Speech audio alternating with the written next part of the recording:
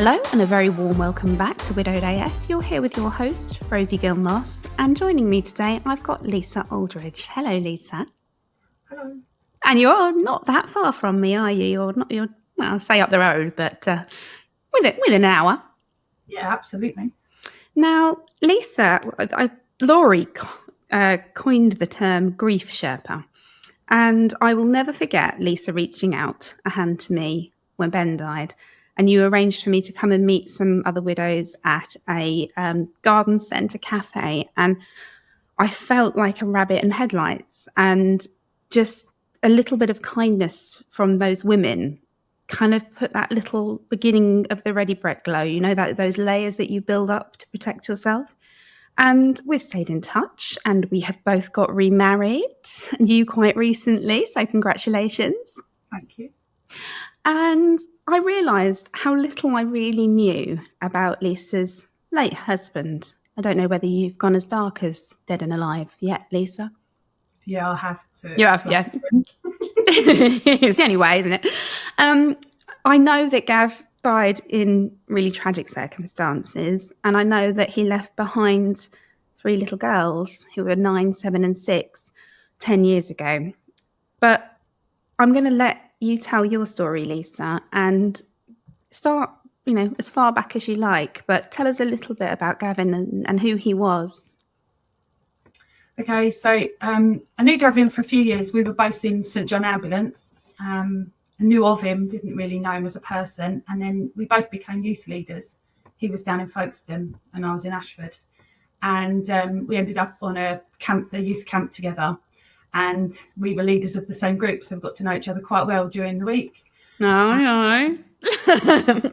Then when we left camp, we had a plug, and he said, "I'll keep in touch." And then we met up on the Monday night. I think we trained home on the Saturday. We met up on the Monday night, and that was that. There you go. When you know, right? Yeah, absolutely. So that was in August '97. He proposed in June '98, the day after my birthday, and we got married in August 2001. Lost the year there for a minute. Right, to be honest, I'm impressed that you can recall these. I struggle with my own both wedding anniversaries. So he proposed within a year. So he was pretty certain too. That's nice. Yeah. A bit quick, but I both my husbands proposed within a year. So we got married. Roisin arrived in December 2003. Ashlyn arrived in February 2006, and Kira arrived in September 2007. Everything was just, normal family life. Gavin worked in the audiovisual industry. He worked for a few different companies locally, and but he also had his own company running in the background, hiring out PA systems and such things. And then the companies he was working for were taking advantage of him because he was good at his job and he was working stupid hours, working away from home loads all across the world and earning rubbish money. So I said to him, "Why don't you just set up your own business and do it on your own?" And he was like, "Oh, I don't know, it's risky." So while I was on maternity leave with Kira, I asked my boss if I could go back to work full time. Yeah. So we could pay the mortgage, and said to him, "Hand in your notice and do it on your own." And he did, and I never went back to work full time. I love that. I love that you did that for him, that you gave him that opportunity. I think that's really cool. Can I just ask you about the Irish names? Because I'm not. My mum's Irish. Your mum's Irish. I was just thinking as I wrote them, attempted to write down these names. I will check the spellings.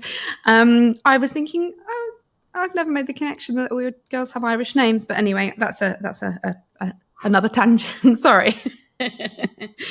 But I love that you put yourself out there and went back full time to give him the opportunity to chase his dream. And the reward was that you never had to go back full time, which it's wonderful. So I love when couples support each other in their ventures. Yeah. Anyway, carry on. It's all right. So his business did really well. He got his own premises, and then had to move out of that within 6 months because the company was growing. He needed Wow. staff, and it was all going really well. Sorry. And then he was working. So he had this big unit out at Beaversden. So he could have, he had some vans for going, taking stuff to jobs. So he could keep those in the unit overnight once they were loaded. And they had a workshop and an office and a client room and, you know, loads of, it was all very nice set up. And his brother was working with him, and my dad and his dad. And then a few people he'd met through the industry were working for him as well. So it was all, and I was working for him as well. Everybody's mucking in. Yeah, everyone's doing their bit, you know, it's like a family business. So, yeah, it was doing really well. And then it was the 30th of November, 2013. We were sat on the sofa on the Saturday night watching telly, and he said, I think I'm going to buy a new car. So I said, all right. I'd had some inheritance money from my great aunt and uncle, and Gavin was car obsessed, and Land Rovers were his thing. So we'd got a Discovery, and he'd seen this new Discovery that he wanted to buy. So we had a look at it. The best thing about it was that it had a heating steering wheel. I said, yeah, okay. What colour was it? Blue. So I said, you can buy the car, but don't tell me that we haven't got any money and that I can't go and spend money in Tesco's buying food we like and that sort of thing. You're going to Fair enough. Well. So I said, okay, I'll take the car, the Discovery we had. I'll take it to the office tomorrow and do a couple of little bits on it before I sell it. Yeah, okay.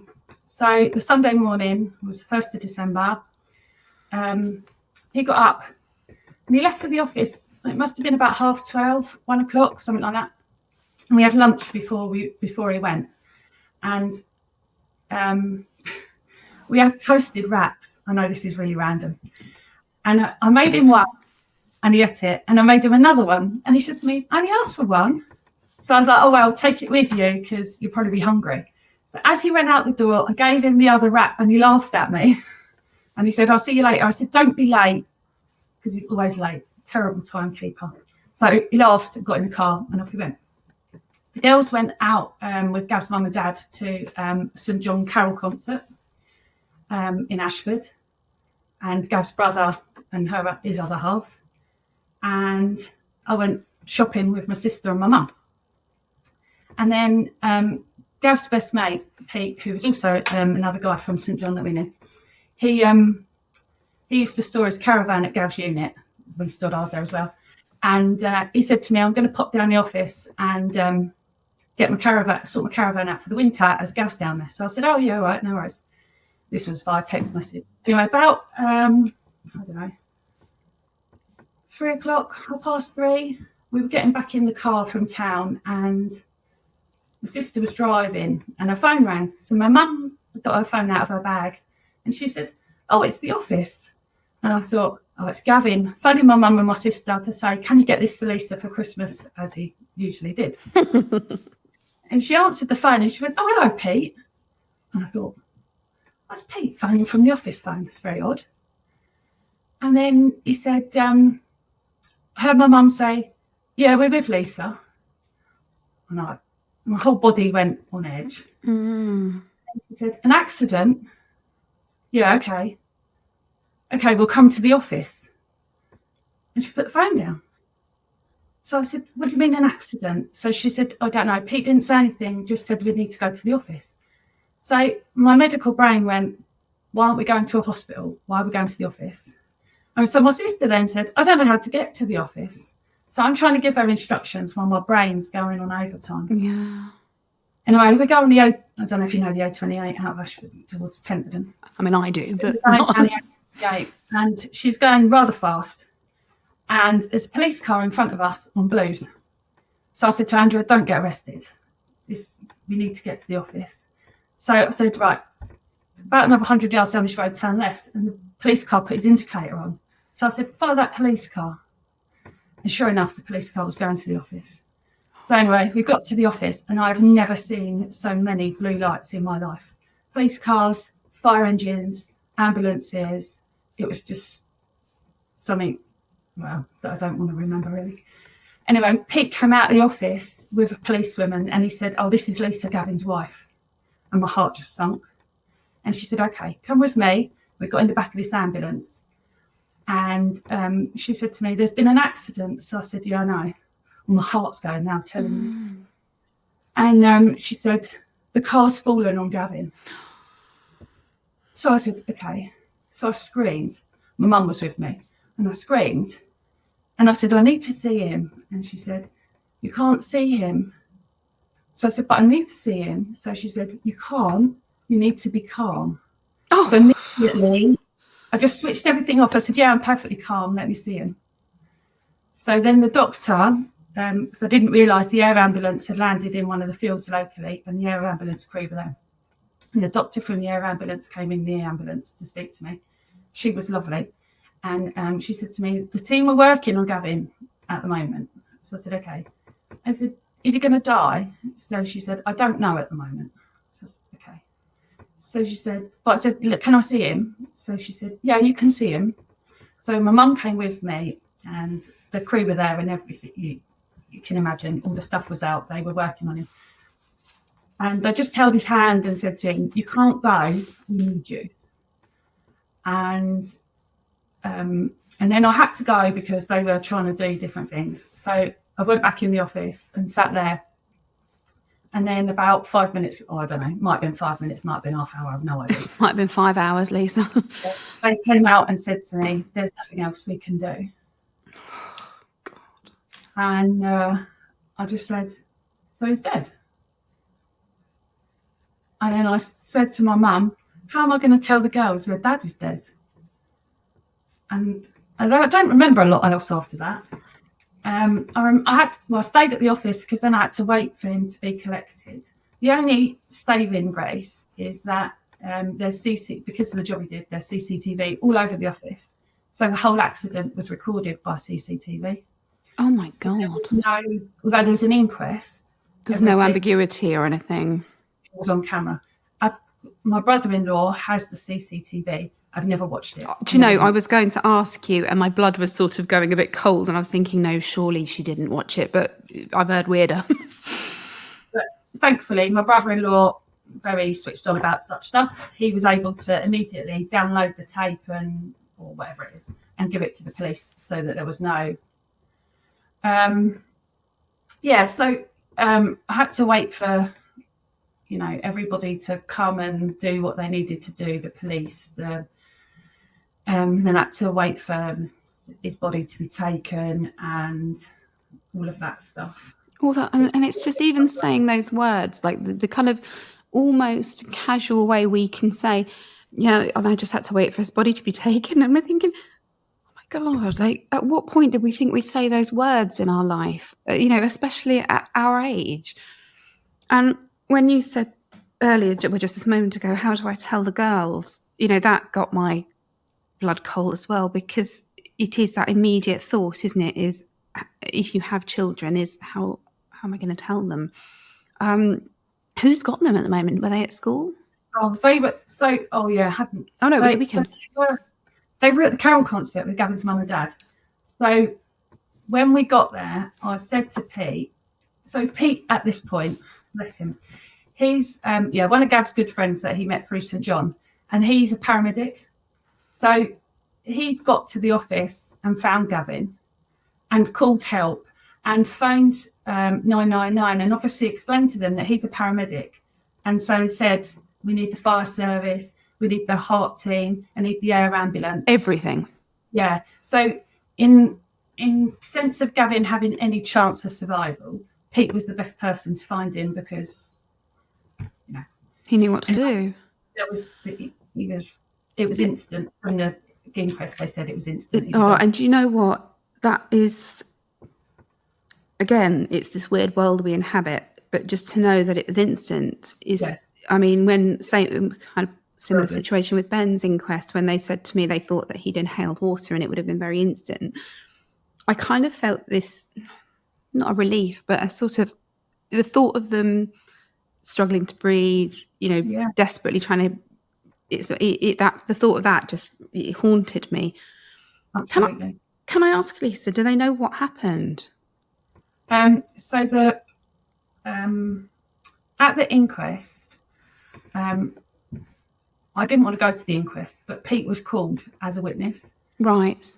Because Pete had to go, I felt like I should go to support him because he'd been such a good support. And at the inquest, they said it was accidental death. And my dad is a mechanic by trade. So my dad stood up in the inquest and said, "Can I ask what happened to the axles that the car was on?" And apparently the axles that it was on weren't strong enough to hold it, so they'd collapsed, and that's why it had fallen on him. Discoveries aren't exactly small, are they? I had to show all his business bank accounts, and it's like when the police came to show that he hadn't, because they weren't sure if it was suicide. I mean, it's a complicated way to do it. Yeah, I know. So, but obviously, it happens, doesn't it? Yeah. Oh, gosh. Yeah, I could show that, there was no mental health concerns, no financial concerns, no secret gambling, no. And that's always a relief as well. Yeah, and having listened to a lot of podcasts, I know there's lots of things that people have found out. Yes, I'm forever grateful that I never found out that he wasn't the man I thought he was. So you're there, your husband's dead, the worst possible thing that you think can happen has happened, and you've got to tell those 3 little girls, and you did tell me their ages, just 7, 9 and 8, were they? 6, 7 and 9. I was close. That saved me turning back pages and making loads of noise there. And so that's, there's never a good age, but those are pretty sticky ages, aren't they? Because younger than that, and you can sort of justify that they will probably be okay. Older than that, they are more mature and more able to access, support and talk about their feelings. But that age, they're in the midst of primary school, like they're living their best life. And we talk about this a lot, of how the horror of the death of a parent is used in children's books, in Disney films. And it's something that most of us grow up in fear of happening. And to see or to be aware that this is, to be in that moment when it's literally happening to your children, you feel so lost and so desperate. And I'm sorry to drag you back into it because it's making me feel emotional thinking about it myself. But how on earth did you tell them? Well, when we were at the office, I had to contact Gav's mum and dad, and they were at this carol service. So there was all of us trying to phone their mobile phones, and of course they're switched off or on silent. Eventually we got hold of someone else in St John that we knew would be there, and he got the message to them. Of course, they had the girls, so they left the girls with another family that we know well from school and St John, and they came to the office, and then said family stayed there with them for the rest of the St John stuff, and then dropped them to the middle one's godmother. Right. Which was unusual for them to go to her house and have a couple of hours of craziness. So you're keeping it kind of normal. They've got, you're keeping that innocence as long as you possibly can here, aren't you? She got them takeaway for dinner, and they watched films and did all that stuff. And then once everything was done at the office, I contacted her and said, right, we're on our way home. Give us an hour and then bring them back. So I got home and I just sat on the sofa and just repeatedly said, how do I tell them that they're never going to see him again? Anyway, they came in the door and they were full of Christmas excitement. Oh, Mum, you'll never guess what we've done. Oh, Mum, we've had the best day. We've done this. We've been there. We've put up the Christmas tree. We've had a takeaway. And I was like, yeah. I'm just about to ruin your lives. Yeah. And then my sister was here, and my nephew had spent the afternoon with my dad. So my poor dad, love him, had sat at home all afternoon knowing what was going on. But I had to keep everything normal for my nephew. because my nephew's dad has never been around. So Gavin was like the dad he didn't have. Oh, God. I said to my sister, so you'll have to bring Tobias around, we'll have to tell him at the same time. So I sat these 4 kids down on the sofa and I said, I've got some really sad news to tell you. And they all just sort of looked at me and I said, Daddy's dead. And that noise, Roisin made that noise. Tobias just sat there with his mouth open. And Ashley and Kira just looked at me as if to say, I don't understand what you said. It doesn't compute, does it? No, but the doctor the doctor from the air ambulance had told me, when you tell them, say the word dead. Don't use any other word. Make sure you tell them he's dead. I was like, okay. And she said, I know it sounds harsh, but you must say that word. So that is what I said, because I didn't know what. How else do you? I was the same. I spent the night Googling, how do you tell your child their parents died? Not something I anticipated doing, if I'm honest. No. And I was, much like you, came across the guidance. There isn't a huge amount out there. I'm hoping I might be able to contribute to that at some point. But the guidance is that to use the D word, not to. And because Ben was missing, I really had to decide whether to use it, because there was a glimmer of hope, but I also knew there wasn't. And I sort of thought, okay, well, best scenario is that I'm wrong and that I've probably given them a little bit of childhood trauma where they thought that I was dead for a while. But I would prefer that than to give them the hope. And by saying things, especially to small children, like they've gone to sleep or they've passed away or they've gone to be with the dog, or using euphemisms around death, because we're not very good at using the word dead and death and talking about dying. But actually children need as much factual information as possible, which can be really difficult because often you don't know. And your heart is breaking and you know that you're breaking your children's hearts. And as a mother, all you want to do is protect your children from harm in any way you can. And suddenly it's taken out of your control. And I just think it's one of the most terrifying things as a parent that you can experience, is the knowledge that you are about to hurt your children, not physically, but emotionally. And it's going to be a damage that's going to last a long time. Yeah. Yeah, it's horrendous. And did you access holding on, letting go for them? I did. So I told them that Sunday evening, and Roisin and Tobias had questions. Ashlyn and Kira didn't. They did the normal child thing. Yeah, was sad. Go off and play. Whatever else they were doing. Yeah.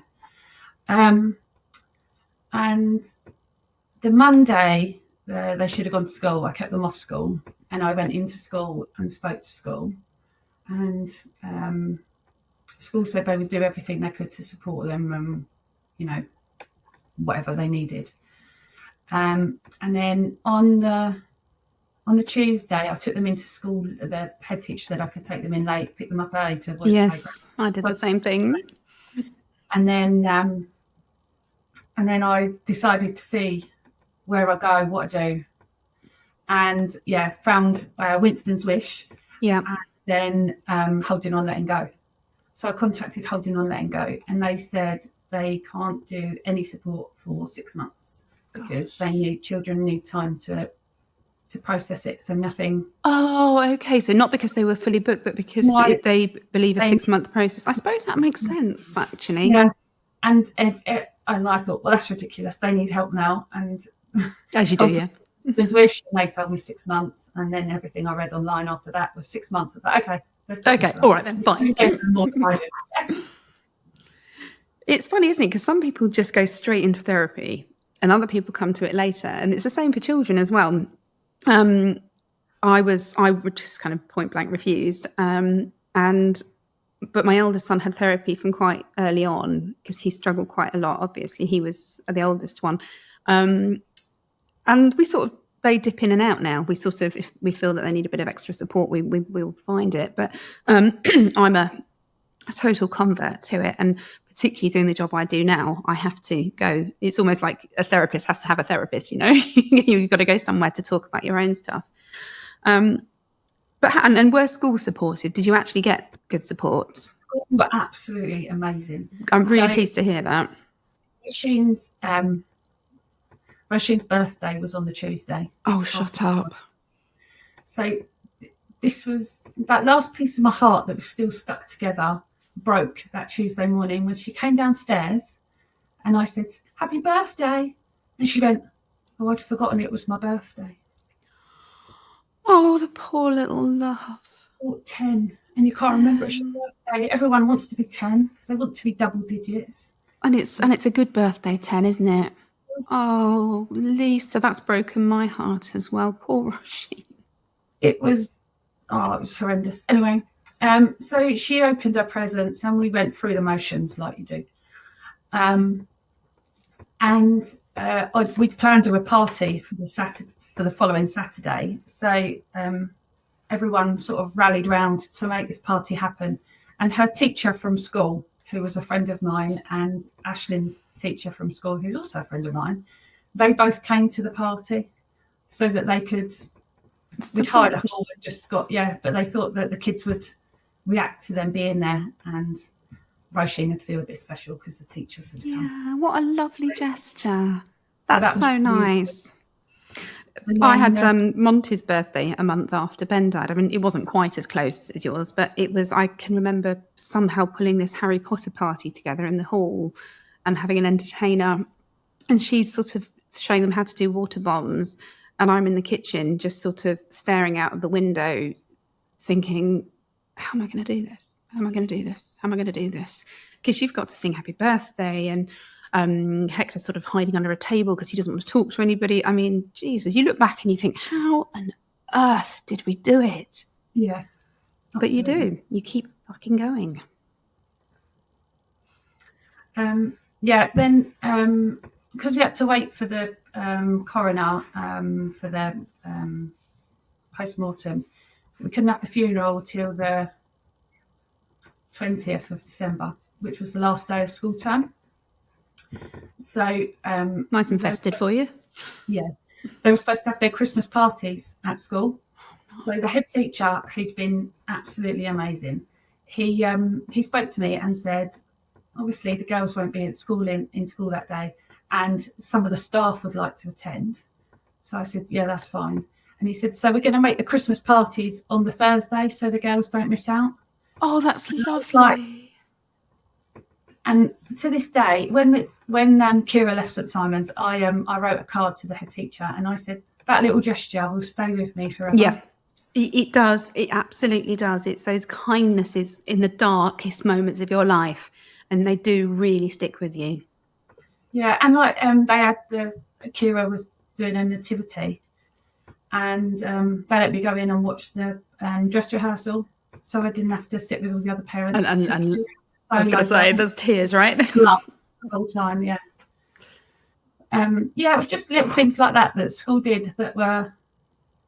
Here's the little acts of kindness, because nobody can take away your pain. Nobody can fix it for you. Nobody can bring Gavin back or make sure that your children are kept in a bubble. But what people can do, and I think sometimes people feel overwhelmed, they don't know what to do. Yeah, but it is acts of kindness. It's the person that just leaves a meal on your doorstep and just doesn't say anything. Or, I had a friend, he was my best friend at secondary school, and he's moved to America, and he wrote me a handwritten card and posted it. And I don't know why, but that meant so much, that because to sit with and put pen to paper felt so much more intimate. And yeah, I've talked before about the soft play in Faversham giving me a year's free soft play, which just meant that when I was struggling financially, I knew that there was something. The weather was rubbish. There was somewhere I could go, and my kids could go and have fun, and I could have a hot cup of tea. I might cry into it, but it was hot. Yeah. And so you obviously had a fairly challenging Christmas. I mean, yeah, it kind of happened around me, really. Yeah. Actually, one of the girls I worked with, who we'd only been good friends probably 6 months, and her husband and Gavin had only met once. The four of us had been out, and we got told off. We went to the theatre and we got told off for making too much noise in the theatre. So that's how well, the four of us got on.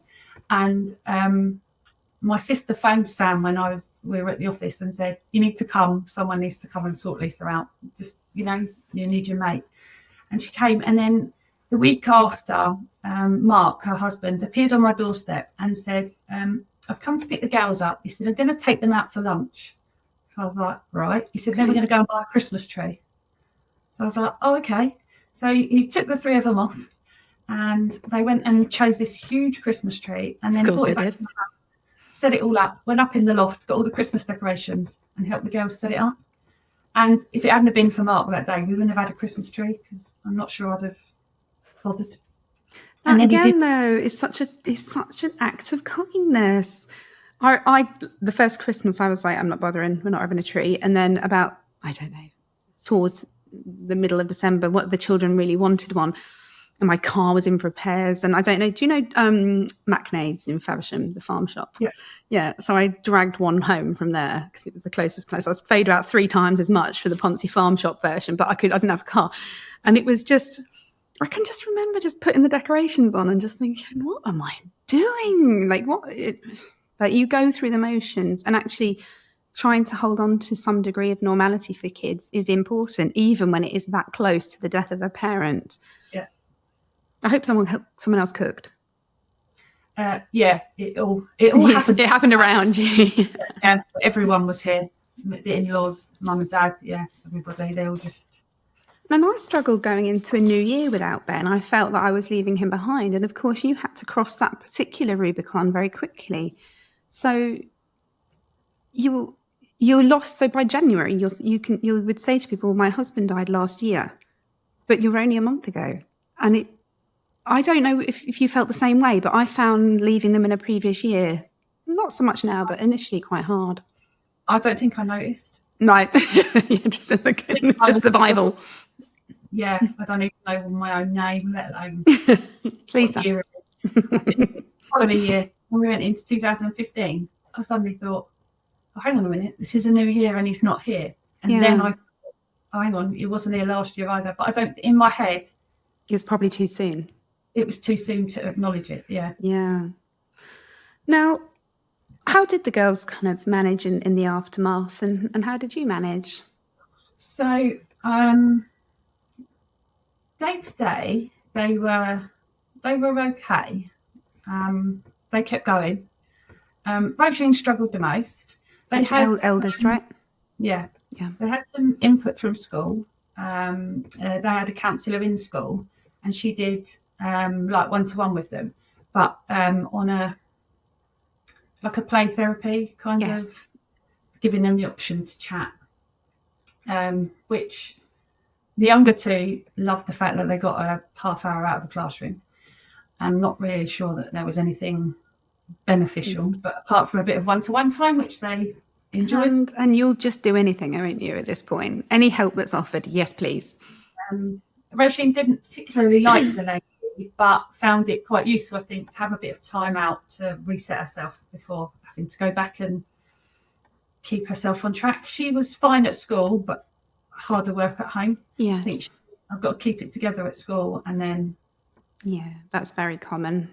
Yeah, and then harder at home. And particularly being 9, you're sort of tipping into that sort of preteen, keeping up appearances, not perhaps wanting to show weakness. And, we hear about children getting bullied at school because their parent died, which says a lot to me about the child that's doing the bullying. But the idea that anybody would be cruel to somebody that had suffered such cruelty already breaks my heart. And but you can see why they would kind of have to restraint, keep their emotions in check in school.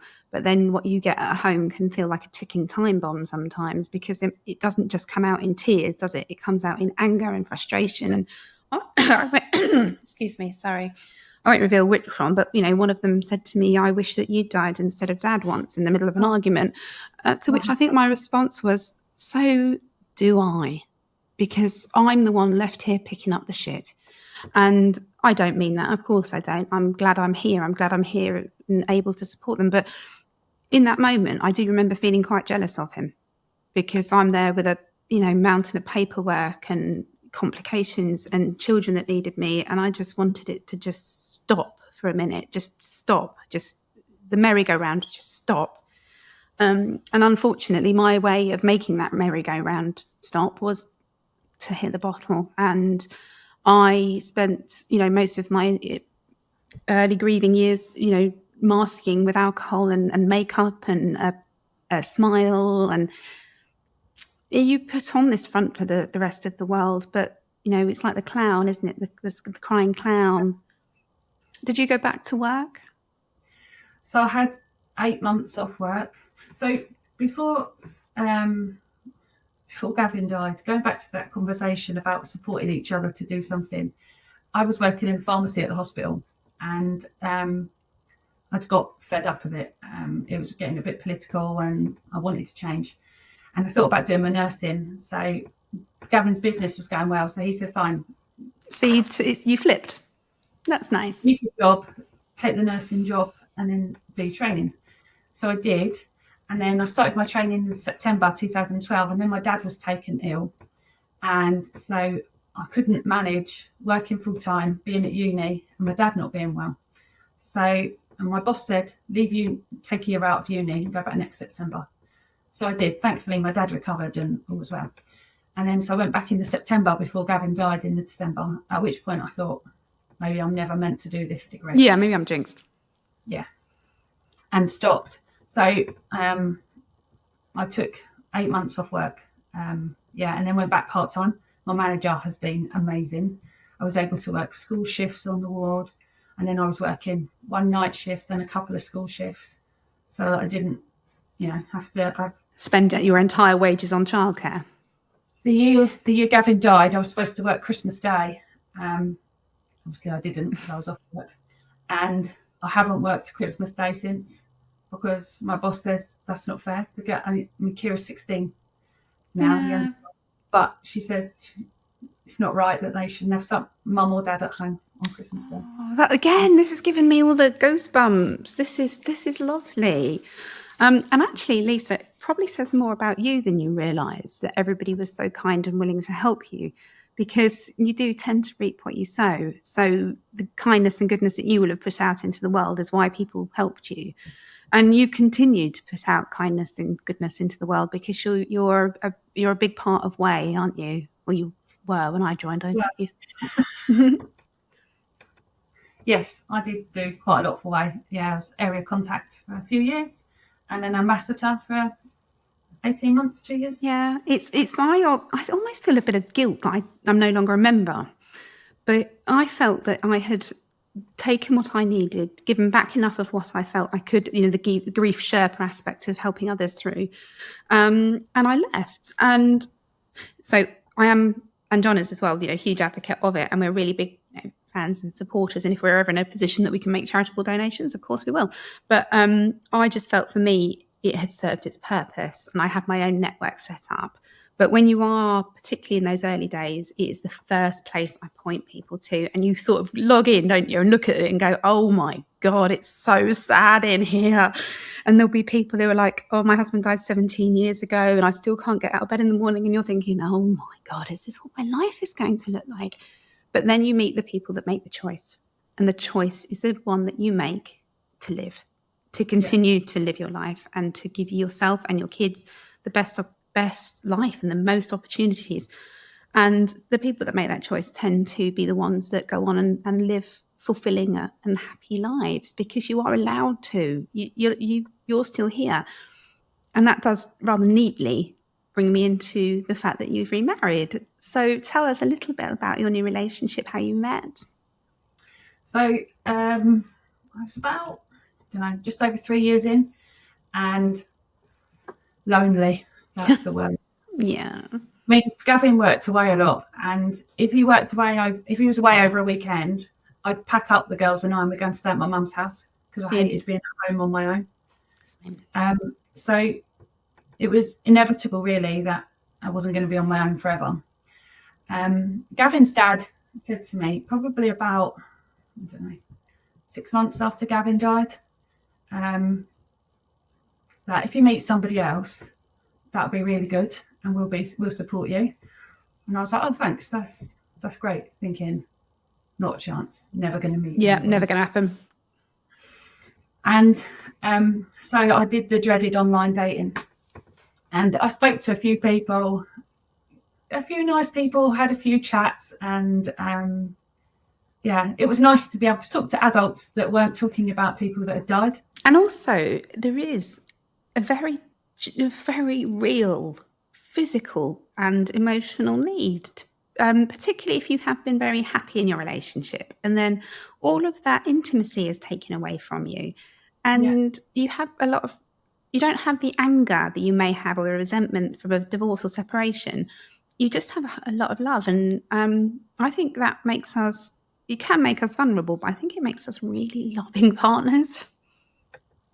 I agree. So I started talking to Chris end of January 2017, and we were just chatting about the weather and what we've done at the weekend. Nothing. Yeah. And he was like, "Oh, do you want to meet up?" And I was like, "No." Step too far. He was like, "Oh." So I said, "No, I just want somebody I can chat to, and maybe meet up later in the day, but not.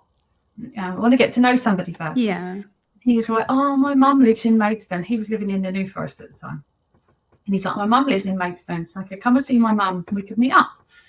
And I was like, "No, I don't think so. It's too early." And he was like, "Well, we could just meet for a coffee, or we could take the dog for a walk." I was like, "Well, he's keen." Yeah. And there wasn't anything to dislike about him. So I was like, "Okay, let's meet up I said, "Okay, we'll meet up and take the dog for a walk." And on the theory, because I'd read all these horror stories, about people that meet people online and then there's something else. And so I was like, "Okay, I'll take the dog with me. If he tries to attack me, the dog will attack him." I love how much you've thought this through. But actually, it is really scary going back out into the dating world when you've been with somebody for so long.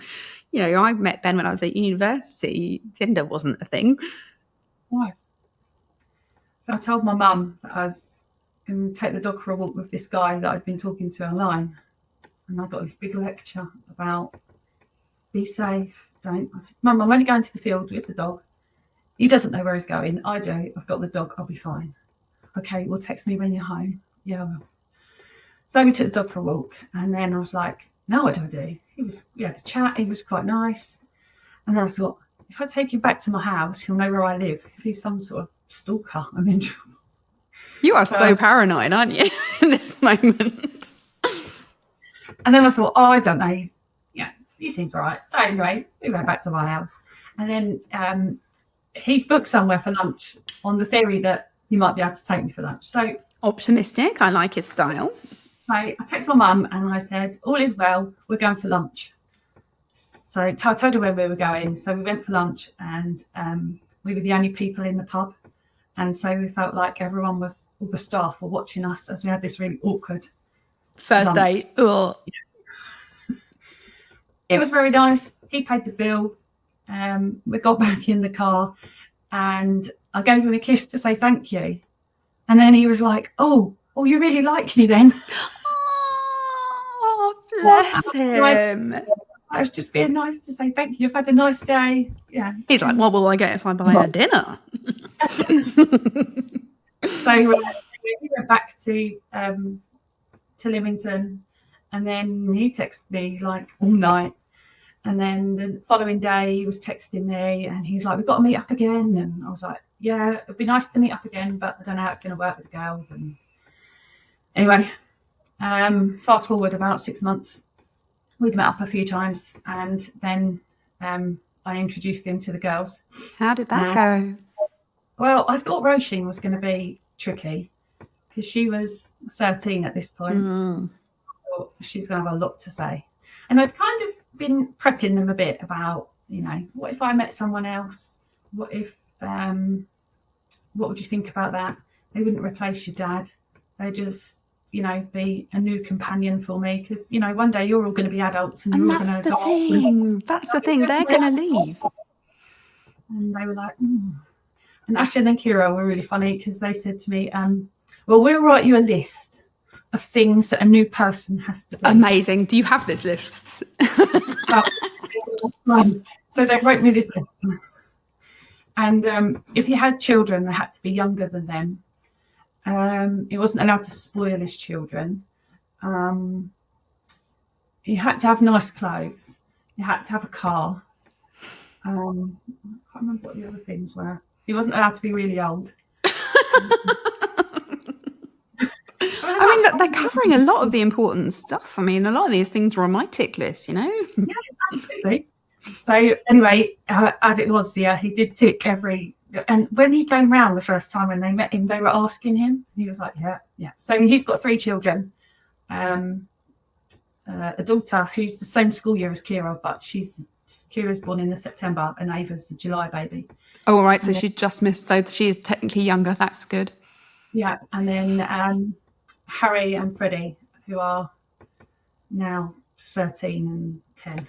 So that's a lot of kids. Do you get together much as a family of 8? Yeah, it was tricky. It's tricky. I bet it is. You need a massive dining table. He's divorced, so his kids live with their mum, and they come to us every other weekend. But they live down in Southampton with their mum. But during lockdown, they were here a week at a time, and I still had a 3-bedroom house at that point. Cozy Was the word. So yeah, we figured by the end of COVID, the fact that we survived that in a 3-bedroom house with 8 of us, we could survive anything. This is pretty much how John and I felt after that awful COVID. Was A, he literally survived it, and B, as a unit, we had survived it. And I just sort of thought, well, you know, we're in it now, aren't we? You know, we were still smiling at the end of all of that horror. So there's got to be something there, right? So Chris moved in when we went into lockdown. He was renting a house in the road that I live in. He was renting, and he's self-employed. So he didn't do very well financially from Boris's offer. So when his lease was up on his house, he moved in, which was quite handy really, because it saved having to have any conversations about when he was going to move in. Yeah. Financial reasons. I just moved in. I just packed my stuff and moved in. Otherwise he'd have been there on his own, so that made sense for him to move in. So then now let me think. When did he 2019 he proposed? Yes.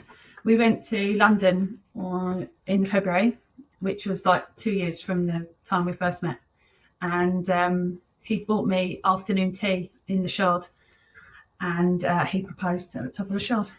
Wow, that's quite romantic. Yeah.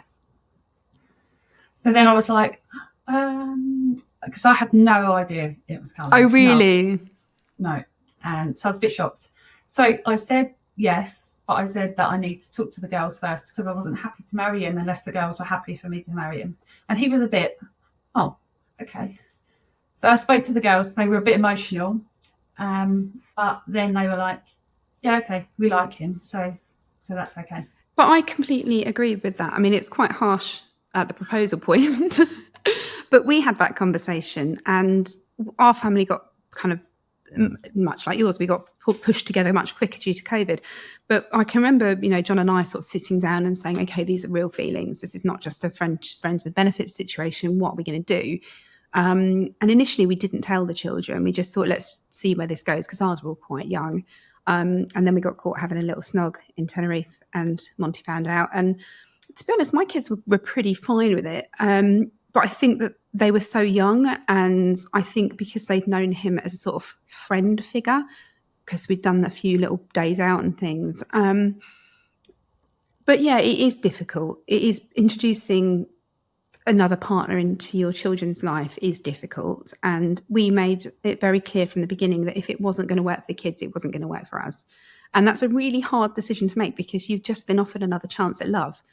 And because most mothers or fathers are selfless by nature in terms of their children, that you would turn down that happiness for them with the knowledge that eventually they're going to bugger off to university or work. And so the fact that they did react well is obviously amazing. But I do sympathise with you, because I think if I were to be, let's say that John had never existed and I was sort of looking to be dating now with the age my children are, I think it would be hugely problematic. I think it'd be, I think they would struggle, but fingers crossed. I'm out of that cesspool. And they all get on now, do they? Do the kids all get on? Yeah, well. At first, I thought Chris's daughter would get on really well with the girls, having, you know, a female environment. Yeah. And it was really tricky. And but the last, so after COVID, we had the house extended. So we now got 5 bedrooms. Much better. Yeah. So my 2 oldest have got their own rooms. The boys share a room, and Kira and Ava share a room, and they've become really close. Most nights I talk to Kira and she's like, "Oh, Mum FaceTime to Ava." Oh, okay. That's really sweet.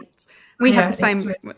Holly and Hector, we still laugh now about when Holly would just absolutely go ballistic if they popped in for tea after school one day or something, and then she had to go home. But actually, when her and Hector were in the same class at school, they weren't as close at home. But what I've noticed, and it's only really recent, is that since he's gone to a different school, they've been kind of playing a lot more. And I actually walked into I've got like a craft table set up in my boot room. Seriously, don't judge me. It's literally a table covered in glitter. And they were sat there, you know, drawing together. And I thought, oh, this is nice. And it's, yeah, they don't, I mean, obviously mine are younger, but they don't use the word step ever. But your situation's different because they still have a mum, obviously. Do you get on? Yeah. We haven't met. Have you not? Oh, how funny. And when did you get married? Was it? We had briefly at the door, but yeah, And you got married last year, didn't you? It was next year. Was it this year?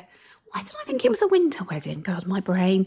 So you got married in April and all the children attended. I mean, yeah, I've seen pictures. You looked absolutely beautiful. It looked like a day filled with love and joy and happiness. It was a really nice day. And what was really nice is I struggled. No, I didn't struggle. Ava struggled to build a relationship with me. I think because her mum is still there. She felt like if she had a relationship with me. Like she's betraying her. Absolutely. And then when I organised, I didn't organise my hen do, my best friend organised my hen do to be at my house so the girls could be involved. That's nice. Ava was invited and it wasn't her weekend to be at our house. So she asked her mum if she would bring her so she could come to my hen do. And I thought that was a massive step. Yes, I agree. In our relationship. So yeah, that was really good. And the night before the wedding, me and the 4 girls were here and we had a great laugh, a couple of drinks, and it was really nice. And the day of the wedding, the 4 girls were like thick as thieves. It was really nice. Oh, that's really kind of, you can see the massive smile on my face, because it is, blending a family is really, really difficult, and people don't give step parents enough kudos. And I don't think of myself as a step parent, but I had to learn to parent a 6-year-old girl who'd lost her mum very, very quickly. And I had to do it under a lot of pressure when lockdown happened. And I don't regret it for a second, because she is now my daughter. But it came with challenges, because you're having to become a figure of authority in some circumstances. I'm less so when they're older, I imagine. I also wanted to just ask how Chris deals with the fact that there's an extra man in your life or in your world.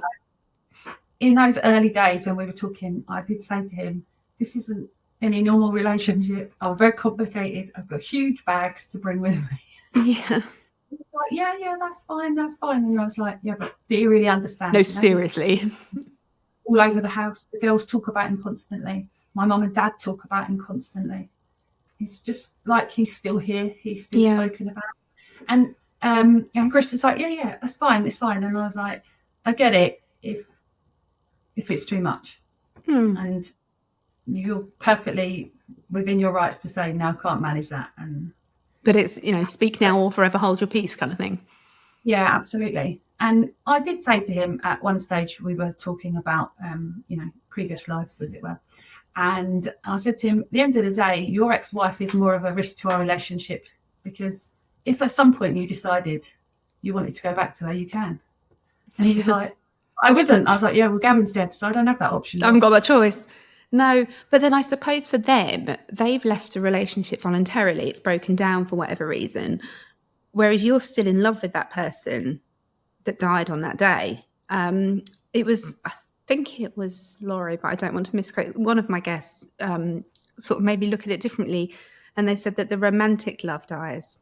So, because you can't be romantically in love with somebody who's not alive. But but the real, but the love, that stays. And I still cry, something will set me off and I'll have a little bawl. One of my sons said he felt like he didn't deserve to grieve because he didn't know his dad well enough. And it was like a dagger in the heart, But I'm really pleased that Chris is supportive, and presumably you have lots of pictures up and things, because we do, and people sometimes are a bit taken aback. I've got a corridor, very gloomy corridor, and so I filled it with those stick-on framed pictures. I can't remember what they're called. And it's pictures. There's pictures of Sarah as a kid. There's pictures of Ben as a kid. There's pictures of John and it just means that they know they haven't been forgotten, because I think that is our greatest fear as humans, is being forgotten. And for children, they want you to be happy, but they don't want you to forget their dad. Yeah, absolutely. Sorry, go on. No, you go. I was just going to say that on the 1st of December, the girls, we put our Christmas tree up on that day now. Yeah. Until after Roshin's birthday. But now it's become, that day is our Christmas tree put up. And then we have a takeaway curry, because that was Gavin's favourite food. So that's like this is a shit day, but we're going to make it slightly better. I love that. I really like this, because we're struggling at the moment with what to do with the anniversaries, because we tend not to make a huge fuss about the death day, because why would you want to pull yourself back there? And we thought perhaps on their birthdays we might go out for a meal and sort of celebrate the time we had. But I think this putting up the Christmas tree on the 1st of December is just the most lovely way to sort of celebrate him and do something nice on a shit day. And actually, I think Sarah's sister, because Sarah died on the 24th or 25th November, and I have a feeling last year they decorated their house because Sarah loved Christmas. So that was their sort of way of celebrating. I refuse to put any Christmas decorations up before the 1st of December, so I won't join him. Sorry, Sarah. Although I have ordered my Christmas tree. We, I don't know if I told you that Gavin's ashes are scattered in the sea. Oh, are they? Yeah. Gavin was a kayak instructor, and he was a big supporter of the RNLI. And wherever we went on holiday, we had a touring caravan, so we used to go around the UK quite a lot. If we were on the coast and they had a lifeboat station, we used to have to go and have a look. And the girls and I would traipse along. Oh yeah, it's another lifeboat, lovely. Yeah. Gavin would be telling us about all the different parts of it and why it's used, and yeah, very good. And so so we'd never had a conversation about whether he wanted to be buried or cremated or anything. So I had him cremated, and then I initially thought, I'll put him in the sea.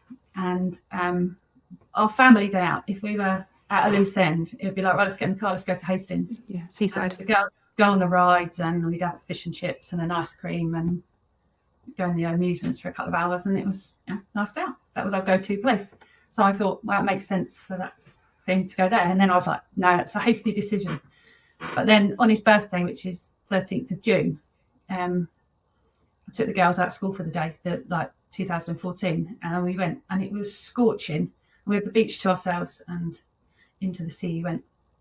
And I said to the girls then, we're putting Daddy in the sea because when you're older, I don't want you to have to go and find this place where you have to go, we feel you have to go to see him. Wherever you are, if you're near the sea, you're with your dad. And Roshin's at uni now, down in Chichester, but she's got a flat in Bognor. So she loves the fact that she's by the sea. Do you know that my eyes have just filled up because...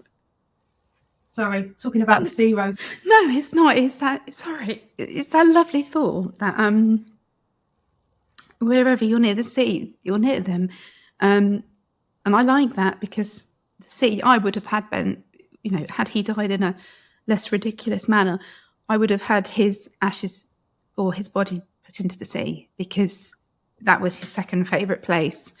But I've never really thought about that when you're near water, you're near them. And I love that. And actually, Sarah's ashes are scattered in the sea at Whitby, because that was one of her favourite places. And John wanted Holly to be able to go back in the future and go to Whitby, which is quite a cool place to go. And, be able to tell people, this is my mum's special place. This is where we scattered her ashes. I didn't have any. So I've got a stone at a church in Herne Hill in Kent. And I don't go, if I'm honest. The kids' school used to be next door to it, and I feel a bit guilty about it, but I feel like he's not there. There's some stuff that we buried, like a memory box, but, he's not there. He's not in that hole in the ground. He wouldn't be even if there was a body there. So I like this idea that and I'm not particularly spiritual. I don't believe in afterlife necessarily, but I do believe that the energy that they leave behind sticks around, and that's our job to carry it.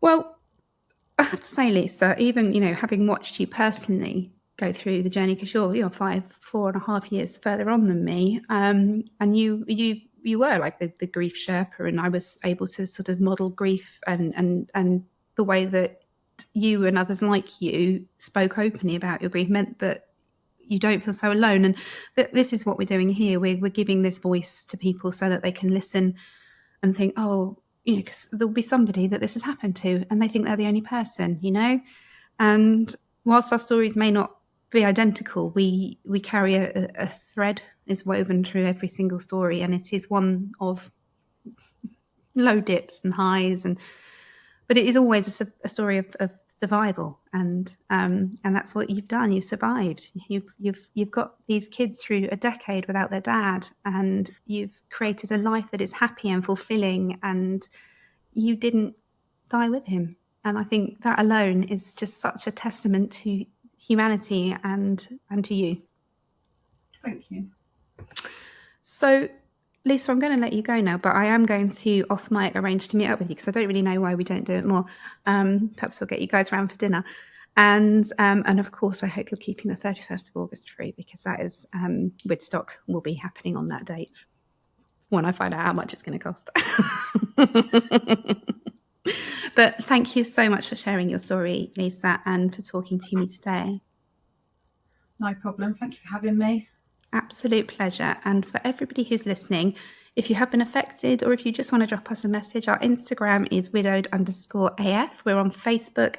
And I have been asked by the Alive Husband to just request that you like or follow wherever you listen to the podcast, because we have a very high listenerage, but we aren't getting noticed very much. So it makes me cringe to do it, but if you could like and follow. Anyway, we will be back with you on Friday to talk about Lisa's episode. And so if you have any questions for me, John, or Lisa, do let us know. But for now, please take care.